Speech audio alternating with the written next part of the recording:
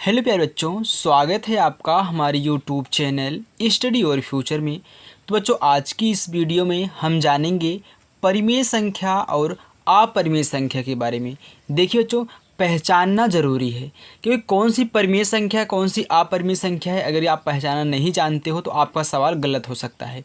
तो इस वीडियो में आपको कम्प्लीटली बिल्कुल बेसिक से परिमेय संख्या और अपरिमेय संख्या का यहाँ पे पहचानना सिखा दूंगा। ओके, बस वीडियो को देखिएगा लास्ट तक। चलिए देखिए बच्चों, सबसे पहले हमारी क्या है परिमेय संख्या। तो परिमेय संख्या की परिभाषा से हम शुरुआत करते हैं कि परिमेय संख्या होती क्या है। देखिए, अगर आप परिभाषा को देख रहे होंगे तो परिभाषा में क्या लिखा है, ऐसी संख्या जिसे हम P बटा Q, ये क्या है Q है, तो P बटा Q के रूप में लिख सकें उसे परिमेय संख्या कहते हैं तथा Q बराबर 0 नहीं होना चाहिए। यानी कि जो हमारा ये हर है, अगर हम इसको अंश बोलें, इसको हर के रूप में माने, तो ये जो नीचे है Q, ये क्या होना चाहिए, 0 नहीं होना चाहिए। मैंने ऐसे लिखा है, देखिए मैंने P और बटा क्या Q लिखा है। ठीक, अगर मैं यहाँ पे क्या करूँ, परिमेय संख्या कुछ एग्जाम्पल लूँ तो आप देख सकते हैं। जैसे मैंने लिख दिया कि 2/5। 2/5 क्या है, एक परिमेय संख्या है। क्यों? क्योंकि देखिए ये ऊपर वाला P है, नीचे वाला क्या है, Q है, तो P बटा Q के रूप में हो गया। ये हमारी क्या है, परिमेय संख्या है। ध्यान देना, परिमेय संख्या धनात्मक ऋणात्मक दोनों हो सकती है।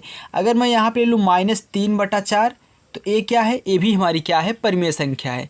माइनस देख के मत घबराइए बच्चों कि माइनस लगा है तो परिमेय संख्या नहीं होगी। नहीं, परिमेय संख्या जो होती है वह धनात्मक ऋणात्मक दोनों हो सकती है। ठीक, चलिए जैसे मैं यहाँ पे लिख दूँ 4/0, तो क्या ये परिमेय संख्या है?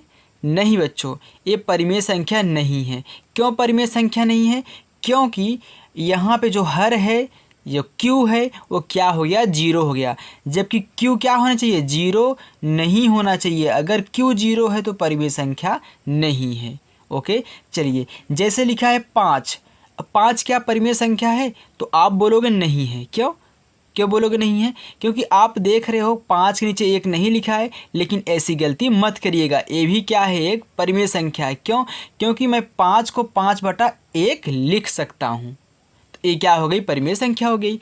जब आपको सिंगल कोई संख्या दी रही, बटा में कुछ ना दिया रहे, तो वो भी क्या होती है, परिमेय संख्या होती है। क्यों? क्योंकि उसके नीचे 1 हमेशा लगा रहता है, क्योंकि 1 से भाग करने पर कोई प्रभाव नहीं पड़ता। तो 5 भी हमारी क्या है, एक परिमेय संख्या है।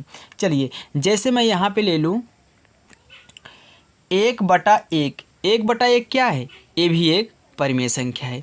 तो यहाँ पे हमने परिमेय संख्या के काफ़ी उदाहरण देख लिए हैं। चलिए अब नेक्स्ट चलते हैं हम अपरिमेय संख्या की तरफ। देखिए बच्चों, अपरिमेय संख्या का सबसे पहले यहाँ पे देख लीजिए डेफिनेशन क्या होता है। अपरिमेय संख्या का डेफिनेशन है ऐसी संख्या जिसे हम P बटा Q के रूप में ना लिख सके, यानी कि P बटा Q के रूप में हम उन्हें ना लिख पाएँ, वे क्या होती हैं, अपरिमेय संख्याएं कहलाती हैं। जैसे मैं यहाँ पे उदाहरण के लिए लूँ √3, तो क्या आप √3 को P बटा Q के रूप में लिख सकते हो? नहीं लिख सकते हो। क्यों? क्योंकि अगर आप √3 का मान निकाल रहे हो तो वो देखिए अनंत तक जाता है। कहाँ तक? अनंत तक जाता है। तो आप √3 का मान निकालोगे तो अनंत तक जाएगा, तो उसे आप P बटा Q के रूप में नहीं लिख सकते हो।